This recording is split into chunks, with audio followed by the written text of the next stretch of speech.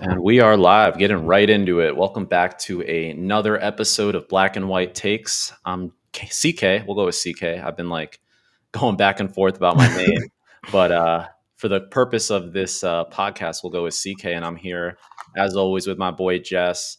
We got a lot to talk about today. I think I oftentimes think like early spring sports is kind of dead, but there's a lot going on. We just saw a crazy, not really a comeback, but somewhat of a bounce back for Rory in the playoffs to take home the Masters for the first time in his career.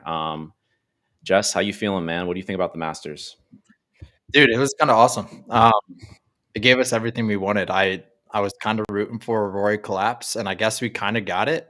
But we also got to see him win, which was also kind of cool, right? Like compete a career Grand Slam, getting his green jacket, and going down as one of six to ever do it. So I think definitely solidifies himself as probably the greatest European golfer of all time.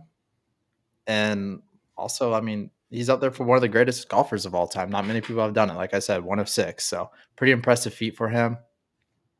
It is kind of crazy to think about because I was looking at this. Tiger Woods has won each major 3 times. That's wild. He's completed the career Grand Slam 3 separate times. I know. And I feel like in this day and age, it's crazy for someone to do it now, like once. Yeah, with how many good golfers there are out there. But dude, yeah, I mean, Sunday was awesome. I know we were texting back and forth with our buddies, but I think we got everything we wanted. I mean, it would have been nice to see Justin Rose he's beloved on the tour, but like it would have been cool to see him go against someone like a Bryson or even like a Spieth or like a Jason Day, like someone else who has like a big time name where it would also mean a lot if they won, it would have been cool. But Yeah, yeah. no. Nah, no doubt. Well said. Well said. Yeah, I was happy. I gave out Rory as my prediction to win. I didn't win, obviously, the little group that we had, thanks to Shane Lowry. But shout out to Alec, who was on the last show. He had some good picks. As always, Masters is fun. I definitely feel like for me personally, this was a Masters where I watched a lot more than usual. Usually I don't watch too much, to be honest. But it was Yeah, definitely a bro, you fun got to get Masters. in golf now. Are you going to get into it?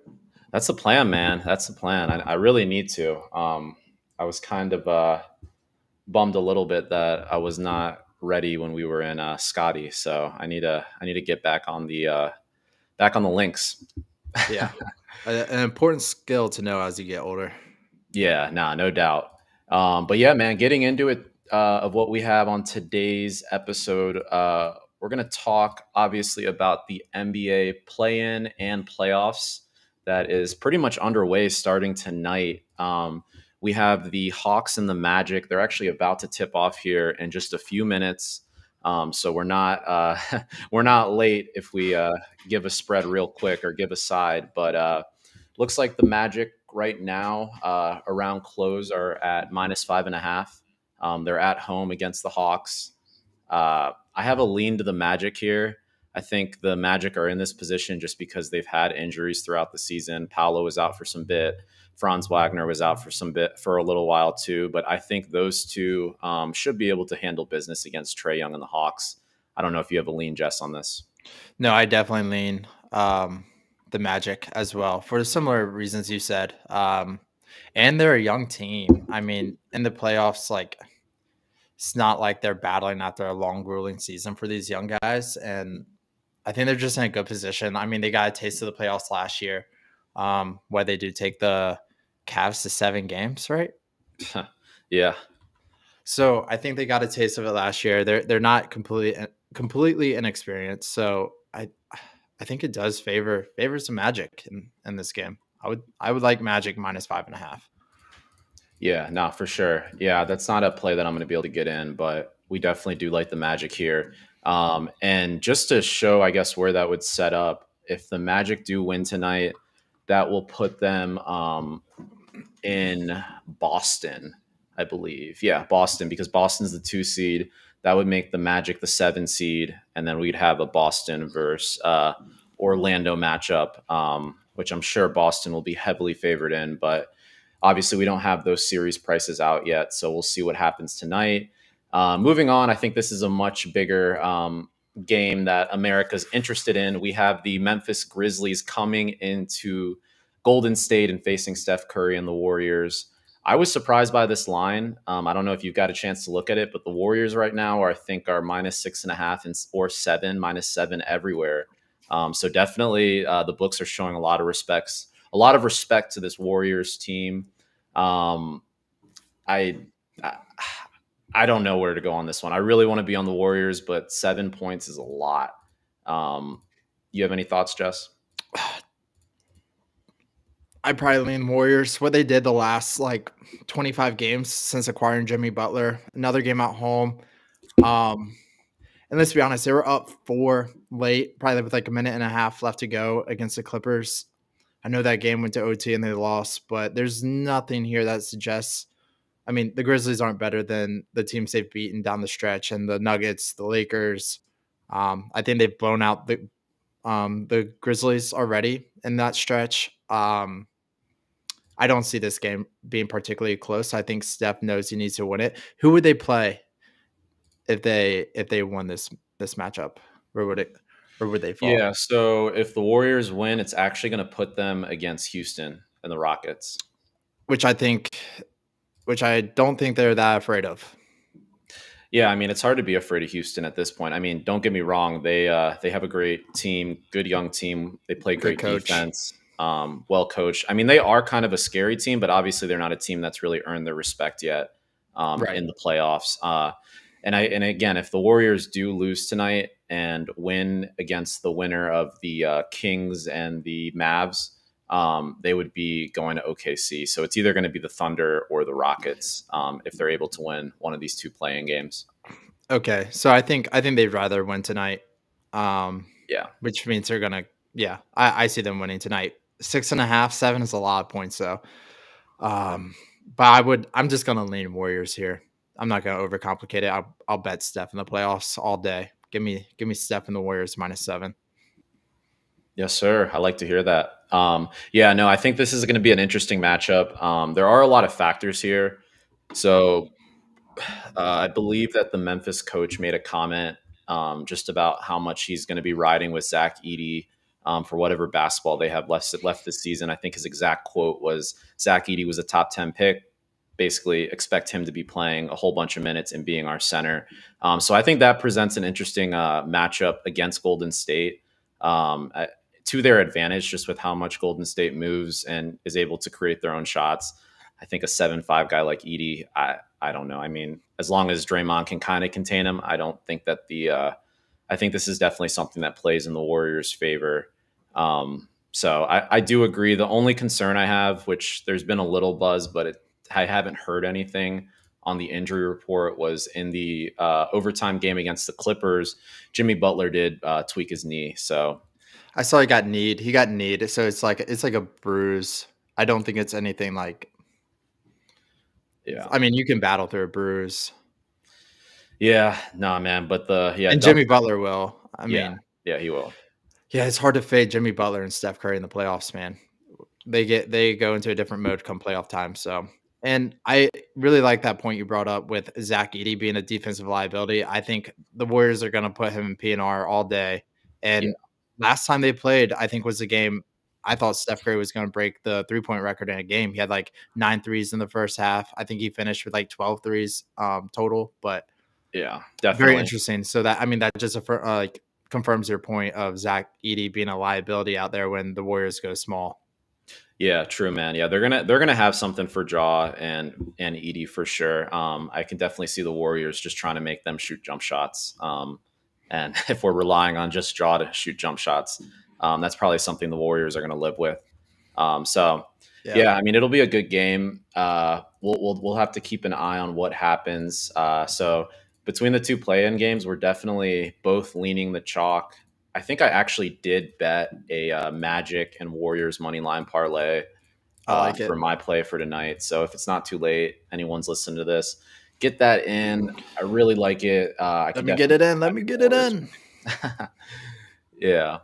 Um, All right, moving along real quick on tomorrow's games. So tomorrow's games, pretty much the same idea, still the play-in tournament, but we are having the two 9 and 10 seeds go up against each other. So we have the Heat and the Bulls first, and then the Mavs and the Kings.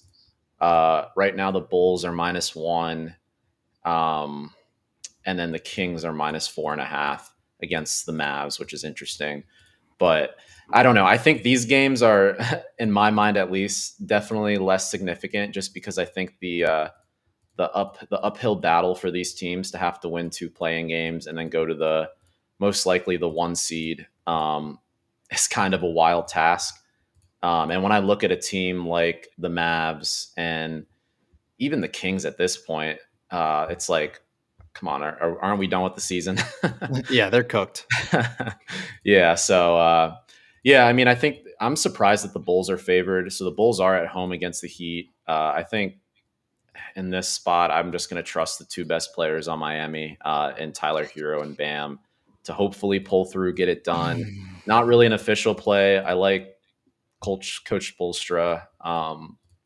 So, I mean, I think the Heat are going to battle, but no real plays on either of these games. I think I mean, the Mavs have AD and Clay, two older guys that are probably done with this year. What do you think, Jess? You got I anything on do. these games? Yeah, so I will say I do like the Mavs +4.5. I Okay. think AD has something to prove by himself. Clay has something to prove as well. I would definitely, and the Kings have not. They're playing for nothing, man. They're playing for absolutely nothing. I think the Mavs want to get in the playoffs and at least like prove that this isn't AD wasn't just a fluke on the Lakers and like he can run, like he can have a team. He is a superstar in this league. Um, and Clay wants to be in the playoffs without Steph too. Like he has, like in the Warriors, right? Like he has something to prove. So I think it means more to the Mavs. And I have heard, I can't remember what pro better said it though. He bets the NBA a lot, and he was just talking about like the games you really look out for in the NBA are like the games that teams are gonna get up for. And I think the Mavs get up for this game. I don't think the Kings get up for it. Like they fired the coach during the year. Like they're playing for nothing, right? Like they're completely gonna restructure after the end of this year. So Yeah. I like that. The Heat Bulls, dude, I can't get anywhere on that game. Just avoid it. Won't watch it.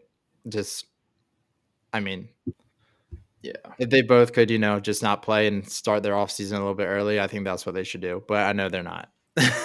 Yeah. No, definitely. Yeah, I think either, I mean, we'll see who matches up with most likely the Hawks and the Grizzlies, but yeah, I don't have too much on any of these other playing games. Mainly just excited for this Grizzlies Warriors game. Okay, let's keep moving though. So just looking at, we do have some playoff matchups that are also already set. So the first one is let's start in the East. We got the Bucks and the Pacers. I mean, this is an interesting series. The Pacers are actually favored a good amount. Let me see. I don't have the odds on here, but if I remember correctly, it's like Pacers -190, which is kind of surprising against Giannis and the Bucks. And if I remember correctly, last year as well, this is a series that also happened, and the Pacers did win. Yep. So yeah, do you have any leans on who you like in this series? Any thoughts? Yeah, man. I lean Pacers. I wouldn't bet the Bucks in this situation. Um, Pacers are playing better. Bucks without Dame, Yeah, uphill battle. I mean, I and I think Pacers. I mean, once again, their experience, kind of making a challenging run last year in the playoffs, right? Like they beat the Bucks. They competed against the Knicks, right? Or did they lost to the Knicks in 7, or did they end up beating the Knicks? I think they beat the Knicks, I and think then they they beat the lost to Knicks the too, right? Celtics in the Eastern Conference Finals. Right. Yeah, I think that's correct. So, with that being said, they're not inexperienced. They're going into this trying to get back to where they were last year. Could they regress a little bit? Sure, maybe. But I mean, the Bucks are kind of limping into the playoffs. only really Yeah. have Giannis as a piece, and I think the Pacers have played him and play against him a lot in the regular season, and I think they will pack the paint and make Giannis beat you with jump shots and free throw shooting. I don't think this one's particularly close. I would maybe like Pacers in 6. That's probably the most value I see. Um, Hmm. Yeah, let's talk about the. Let me include the series spread. So just the normal series price. Looking at it right now on FanDuel, it's Pacers minus 215. Most people aren't just going to take that deep of a number, but on the series spread, you can get the Pacers minus 1.5. So this is again to win the series by 4-2 or better. So by right. 2 games at least at plus 112. So Pacers minus 1.5 at plus 112. Yeah, see, I would that's where I see the value. And that actually might be a play, a little future action for me because Yeah. I think that's where it lies. I Yeah, don't I see can this get, going 7 games. yeah, I can get behind that too. I think initially when I saw the line, I want to try to find a way, especially when it comes to the NBA, to bet the team with the best player. Like I want to try to find an angle to take Giannis, but the more I look into this matchup, it's like the Pacers are are literally built to beat the Bucks. Mhm. They're strong inside. They have Siakam, they have Miles Turner, two Right. guys that can really protect the paint, but also move, also can shoot. So it's not really a matchup that favors Giannis at all, and especially without Dame. We're not sure how long he'll be out. He definitely will miss at least the first part of the playoffs. We don't know how long that'll be, but he's definitely out for at least game one. So yeah, I'm in agreement as well. Yeah, I mean, let's make that a pick. Honestly, right now, I'm feeling confident. We're both in Yeah. alignment. Pacers minus 1.5 on the series spread, plus 112. That's our first series bet. Lock it Um, in, baby. Come on. yes, sir. Yes, sir. All right, let's keep it moving along in the East. I'm actually really excited to hear your take on this series. I don't know why, because I feel like you like both of these teams, but we have the Detroit Pistons and the New York Knicks. Series price kind of surprising, but it is the Knicks minus. What do you? Oh, I guess I already put it in the notes, but Knicks minus 430, which is Yeah. kind of wild. And then you can get the series spread Knicks minus 2.5. So this would be for the Knicks to win 4-1 or better at plus 118. What do you think, Jess? So this is very similar to I think I could be off here, but here's how I see this playing out. Cade Cunningham, first time into the playoffs, right? This gives me a lot of the Magic Cavs matchup of last year. I know we already touched on that a little bit, but I think this is going to be a series. I wouldn't be surprised if this goes 7 games. Just in terms of like this up and coming era of yeah, we know the Knicks are good and we know they're a heavy favorite to go to the Eastern Conference Finals. I mean, I think they're up there, right? They're up a team that no one would be surprised if the Knicks goes to the Eastern Conference Finals. I'll say. Yeah. Um, but I think the Pistons are young and they have something to prove, and they're kind of just like first time back in the playoffs in so long. That city went from winning championships, right? A championship with Chauncey Billups and Ben Wallace and Rasheed. Um, and now they're back in the playoffs with a young star in Cade Cunningham. I think there's going to be a lot of energy in that building, and it would not surprise me if they win 3 games at home. Dude, yeah, no, I'm in agreement as well. I think that I'm surprised. I mean, the books are showing a lot of, I mean, I'm just going to say disrespect for this Pistons team. They had their ups and downs this year, but obviously there was a time where they did get really hot. They did exceed expectations in a lot of ways this season. I think this is just going to be a big test for them. But I do like also that comparison that you made to that Magic team last year that battled against the Cavs early, took them to 7. I could see something like that happening as well. So yeah, like if we wanted to on the series spread, you could get the Pistons plus 2.5 at minus 144, which is not a bad bet. Basically, would just need the Pistons to win at least 2 games to cover the series spread there. Um, and then, I mean, if you like the Pistons as well, I mean, how can you not sprinkle a little bit on the series as a whole? You could get that at plus 340. I feel like that's That's a very juicy number. I definitely need to look into this game more. I feel like I'm missing something. Um, but Dude, I yeah, mean, you're missing, I think, Karl Anthony Towns, but yeah, right? Like, I don't think we're valuing him very high. Like, we're thinking Cade and Jalen Brunson yeah. sort of matchup, and I don't think the Pistons have an inside presence to really compete with Cat. But like, also, dude, where's Cat? Like, what does he care? Like, I don't know. This game means more to the city of Detroit and the Pistons being back in the playoffs, and I think Karl Anthony Towns will aren't getting up for this matchup, in my opinion. Like this game just means more to the Pistons. How long Yeah. has it been since they've been in the playoffs? Like it's been over 20. Has it been 20 years? No, I think they snuck in one of the Blake Griffin years, Oh yes, you're right. You're but right. either way, I mean, dude, it has been 20 years of just complete failure. So, Yeah, I yeah. mean, this means a lot to them, no doubt. I don't. Are you hip to Jalen Duren? Yes. Jalen Duren. Yeah, yeah, yeah.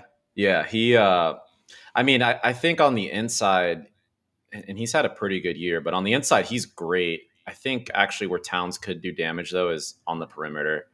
Um, if I'm being honest, if he gets hot, it'll be interesting. And also, the Knicks are also able to change pace well because they also do have Mitchell Robinson, who's healthy, um, that can kind of pound down low and definitely match up well against Jalen Duren. And then obviously Mikal Bridges, I think he's still a great player, great 3-and-D guy.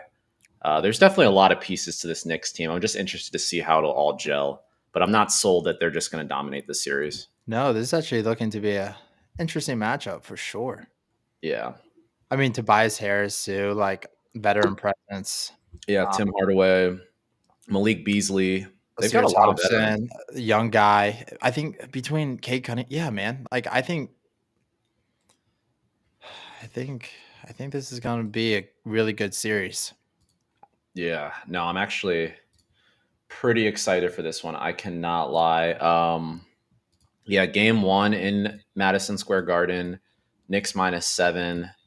Um, I think for a lot of these games, and I like to watch game one. I don't want to bet game one too heavy. I like to just see how game one goes, but um, yeah, I don't have too much of a specific lean off the rip for game one at Dude, minus. I would actually, I don't know. I think the first two games go Knicks, but I would Mhm. not be surprised if the next two go Pistons. Like I could see Yeah. this being a very, very home court advantage series. Yeah, that's a great point. And I was actually listening to a podcast earlier, and one of the host's favorite plays over at the Action Network is the Knicks money line and then the Warriors money line tonight, parlaying those. I think those are two really, and that's the Knicks in game one, and then the Warriors in this playing game against the Grizzlies as a solid play if that's something you like. All right. Let's touch on the West real quick. The West is, I mean, I love the first round of the playoffs. I think it's such an oddball, but also you get really good games off the rip. So, like, let's look at the Nuggets and the Clippers. This is the closest out of all the playoff series. This is definitely the closest one, according to the just the lines and what's available at the books. The Clippers right now on FanDuel -118 to win the series. You could get the Nuggets at +100 even money. Uh, for me personally, I'll give my take first. I lean the Clippers here. Hmm. I think that the Clippers have really come along as of late. They're just a solid team. James Harden is, I mean, obviously he's not where he was at in his MVP form, but he's playing good basketball. We're definitely getting a much better form of Harden that I don't think we saw while he was on the Sixers or on the Nets or any of the other teams prior. So James Harden's playing well. You've got Norman Powell, who's a veteran, giving them really good minutes. Obviously, Kawhi Leonard. I would say Kawhi's impact is maybe a step back, but he's still obviously a very important and great piece, consistent piece to this team. And then, really, I think one of their difference makers that's not talked about enough is Zubac down low. It seems like every year he's just getting better. So, I mean, obviously they're going up against Nikola Jokic, but I don't know too much about what's going on in Denver. Obviously, they just fired their coach not too long ago. There's a lot of changes going on there. I think that this is a spot where I would not be surprised if the Clippers are able to handle business. What do you think? Dude, I 100% agree. I know we're agreeing a lot on the I NBA. know. This isn't very black and white takes. But yeah, I lean Clippers heavy actually here.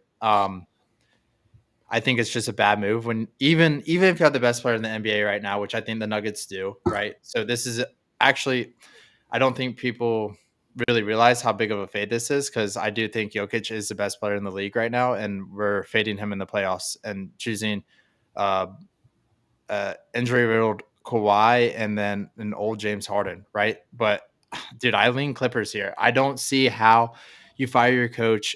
The Nuggets have not been good at the end of the year. Um, and you're asking a lot out of Jokic to really guard these guys. The Clippers offense, a lot of ball dominant guys and James Harden and Kawhi Leonard, right? But they're gonna do a lot and really attack Jokic. Um, and I think when you have kind of this turnover and philosophy and strategy with a team with getting a new coach in there, it's just not going to be a recipe of cohesiveness to go against James Harden and Kawhi Leonard, some of the best basketball players offensively and two way of all time, right? Like, Yeah. not obviously James Harden's not a two way player, but he is one of the most gifted offensive talents we have seen in the NBA. Um, so I just think they're going to struggle. They're going to struggle with the Clippers, and the Clippers are, dude. They're playing good ball. You mentioned it. James Harden looks really good right now. Kawhi Leonard almost looks shiftier for a guy that's had, I think 3 or 4 like surgeries on his knee. And we know how he gets in the playoffs. So Yeah. I think, and this isn't like a playing game. They're not limping into the playoffs. The Clippers are playing good basketball, and the Nuggets just frankly have a lot going on with them over there. Yeah. So Yeah, that's really well said. So yeah, sometimes it's nice to agree, but we can't have too much agreement every single podcast. I'm gonna make our second play at least, and we'll come back on throughout the playoffs. But Clippers minus 118. I mean, that's pretty much in a way an even line. Obviously, there is a little bit of a hook, but minus 118, I like it to win the series. Seems like a really solid bet. Just taking and really trusting the current form that the Clippers are in. Um, yeah, I mean, I think Jokic is just going to be asked to do way too much to win this series, and yeah, yeah, it's not. I can't see it happening, if I'm being honest.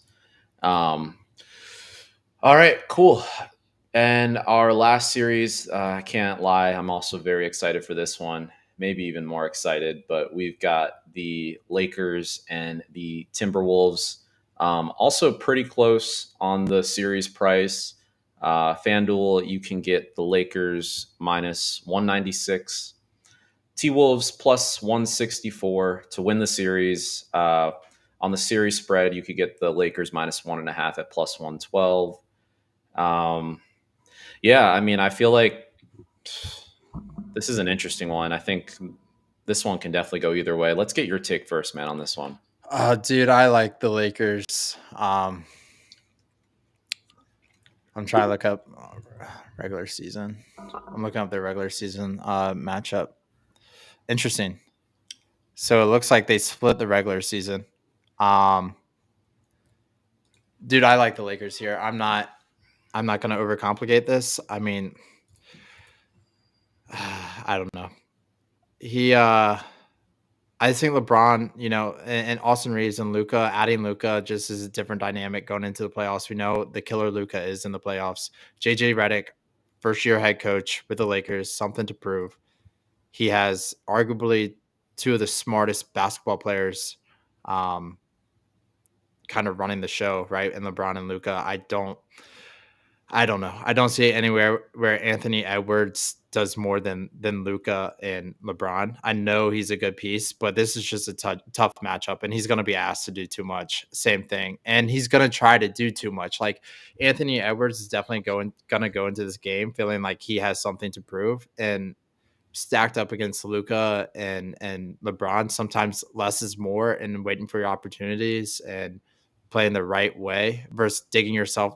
I see himself digging himself into a hole, taking too many threes. That and LeBron and Luca just completely control the pace of this series. And I could see this series only going 5. Mm, wow, that's crazy. I know. I know people um, want this to be a series. People want it to be a series, but I don't see any way this is a series. wow. Yeah, no, I'm definitely on the other side on this one, dude. I've got a heavy lean to the T Wolves. I really like the T Wolves plus 1.5 on the series spread. Um, dude, I value this T Wolves team. If you look at, well, first off, and I know this is a different team than last year, or a different year, I should say. But look at what they did first round last year against Kevin Durant, the great Kevin Durant, and the Phoenix Suns, because we know how great they are. Just kidding. But either Dog. way, the T Wolves start hot always. I feel like in these playoff series. And Dude, hear Kevin me out. Durant, Hear me out. LeBron. Okay. Hear me out. They've also added some good pieces. I think that we know what Anthony Edwards can do. We know the limitations of Rudy Gobert. Obviously, he's a solid rim protector, but he does have his limitations. Not that I necessarily think that there's a lot that the Lakers have to specifically expose that. I mean, obviously there is Luca, but you know, I think the T Wolves are just a deep and really solid defensive team, if I'm being honest, just to put it in short. I mean, you look at Jaden McDaniels, one of the best defenders, wing defenders in the NBA.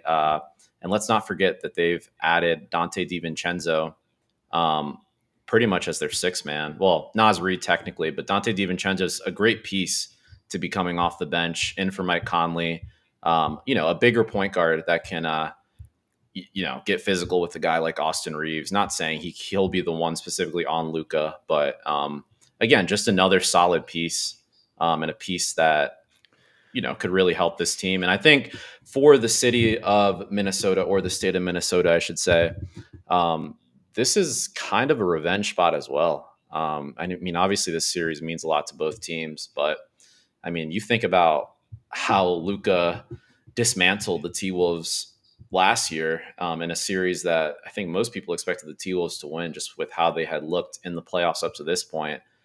Even though he is on the Lakers now, I know that this is a really big series for this T Wolves team, and trusting the team that's put together. And let's not forget, also, I forgot, how can I forget him? Julius Randle.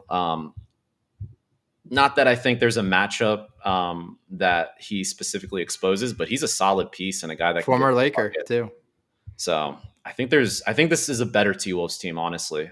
Dude, I hear that and I see all that, but I just think it becomes such a possession game in the playoffs, and the smarter teams win, frankly. And they don't have a lead guy, like in terms of decision making. Like I think Ant is good, and we saw it last year in the playoffs, and that's why they got beat so badly by the Mavs, because can he get buckets? Can he shoot? Can he score? Can he play 40 minutes and play good defensively? Absolutely. No question. All those things are true. But at the end of the day, you got to control the pace of the play and get the shots you want and the possessions you want, and kind of really just dictate the control and the flow of the game. And LeBron and Luca do that better than anyone in the NBA. Yeah. Like, you're not going to rattle them. And they're not going to take dumb shots that shoot yourself in the foot, where a team, you might be up 7 and Anthony Edwards takes a 3, with a minute and 17 seconds left. And all of a sudden the up 7 closes to a 2-point game before the half. Right. And that just happens way too many times when you don't have Mike Conley. Sure. Great. But he's old. When you don't have like a lead decision maker, which they really do lack that. I think the Timberwolves, they kind of really spread the wealth. And like you have Julius Randle doing dumb crap. You'll have Rudy Gobert blowing right-handed layups, right? Like there's just too much of that really lack that, coaches present on the court. And to your point, right? Yes, they did beat the Suns.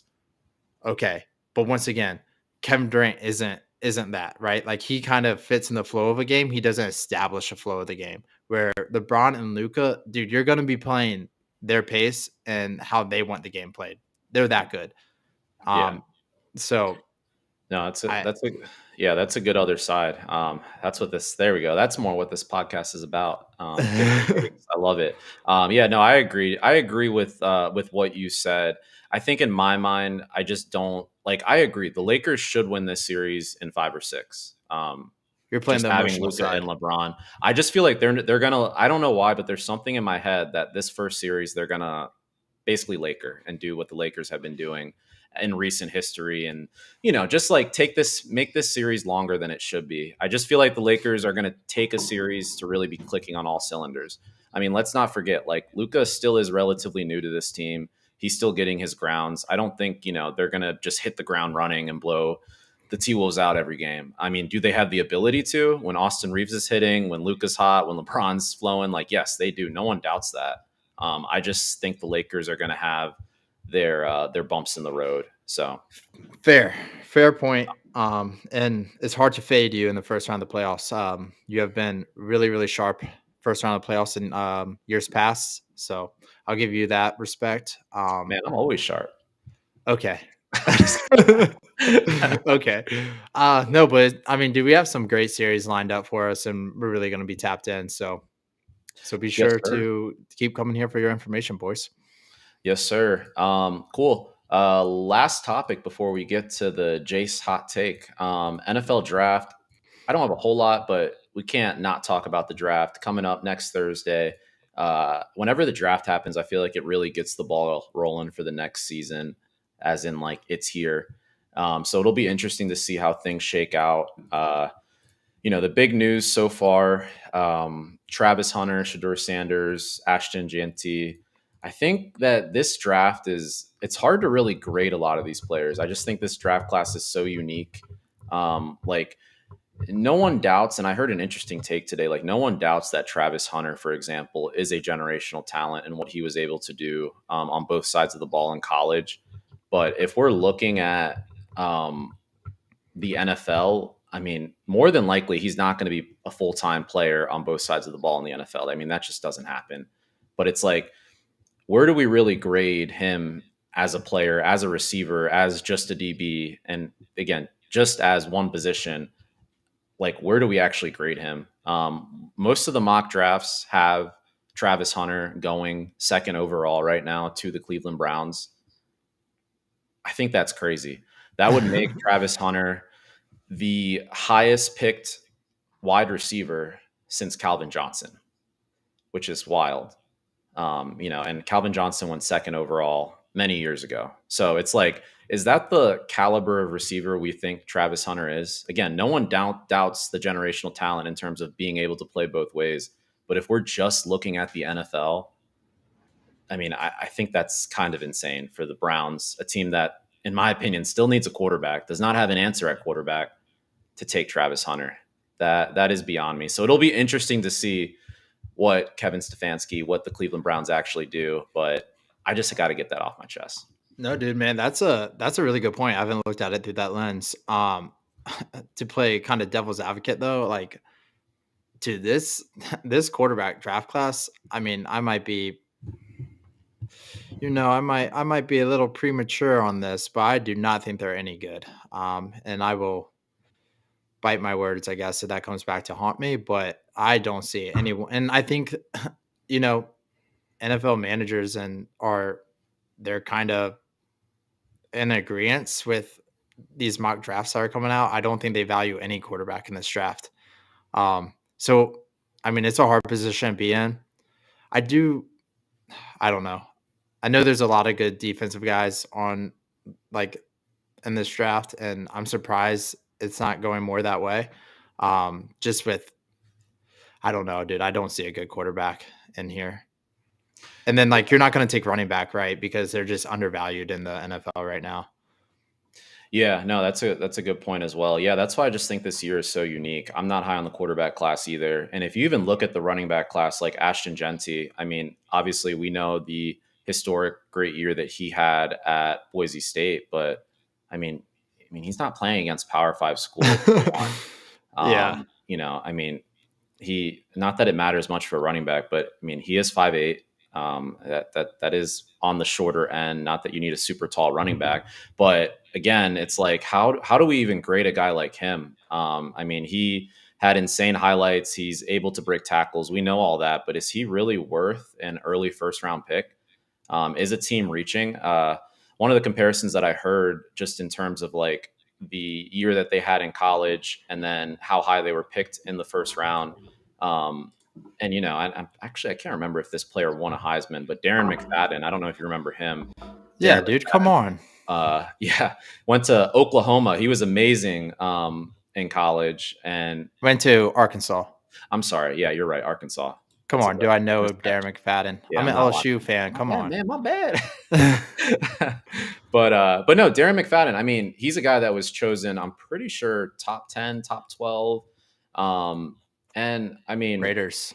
great. I mean, amazing in college. I mean, they thought he was the second coming of Emmett Smith, and he had a solid, I think, at least 6 or 7 year NFL career. But again, is he anything special? Is he really changing a franchise? No, it's really hard to grade these running backs. And just to what you said, to a test on the quarterback class. Yeah, man, I just think everyone's trying to reach and find their next Joe Burrow. I mean, think about Yeah. how often, like, you're a team like the Bengals, you happen to have the number one overall pick after, arguably the greatest college season ever, and you're going to get a guy like Joe Burrow who's going to come in and in a second year take you to a Super Bowl. I mean, dude, that's what everyone wants. But if you look at this quarterback class, I'm just going to say it. There's no one that comes even close, if we're being honest. Right. So Right. No, dude. And I don't know. There's some good offensive linemen, right? Will Campbell from LSU. I think he gave up like 1 sack on the year. Jalen Walker, the linebacker out of Georgia. Like there's just other positions that, teams really need. Like you're not going to have a good quarterback, right? If you don't have a good line. So it's like, don't reach, like you said, and force a quarterback here in this draft, or, like the Browns, dude, you're going to reach and take Travis Hunter 2 overall when you don't have a solid O line, you don't have a quarterback, and you're really going to risk, sure, you might have a down year next year, but if you build around your O line, you actually might have a quarterback that can come in next year with success, So teams do it all the time. If they were perfect, then we wouldn't have a podcast. So that's why we do what we do, to criticize these clowns. yes, sir. And we'll talk more about the draft next week as we get a little bit closer. Great. Let's move on to our last segment of the day. We got a Jace hot take before we get up on out of here. Yeah, man. I think it's important. I just wanted to close out with a hot take.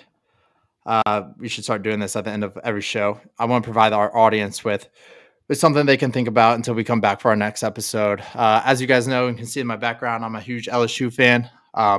Rip Kyron Lacey, man. That's been crazy news coming out of Louisiana, and just the overall landscape of college football has been changing a lot. And even college sports, right, with this whole NIL thing. And I wouldn't be surprised if we see some more stuff like this. Like, here's my hot take. What is the role of a coach, right? And how is the NIL affecting that? It's been crazy, right? Like, you give 18-year-olds millions of dollars. What does that do, man? It completely eliminates the leverage of these coaches. And maybe a guy that would have been able to go through a program that's not going to be bouncing around to the next school that can give him more money. The coach has leverage. He can sit him. He can grow him as a human being. I mean, we both play college sports, right? The role of our coaches, right, to teach us lessons, be better on the field, on the court, but also in the classroom and as men. And I think with the NIL, you're losing a lot of the ability and leverage to grow these young men, because they'll just transfer and go take them $1 million from the next school, and they don't have to sit out. So with that being said, man, rip Kyron Lacey. It's a sad situation. I would like to be able to see these coaches, get some of their leverage back and really grow these young men so we can avoid some of these situations in the future. But I think the NIL is producing some of the stuff, and it's sad to see. But just think on that. That is it for the episode. We are out. As always, if you like our content, be sure to like and subscribe. We need followers, so like our page, subscribe. Cameron, you got anything? Yes, sir. No, well said, man. That was a great way to close this out. I've always said football creates men, but we'll continue to grind, post more content, get up on that short clip game as well. I need to get greased up, get the IG rolling actually. So you'll be seeing a lot more of us. But thanks for tuning in, everyone. Like and subscribe.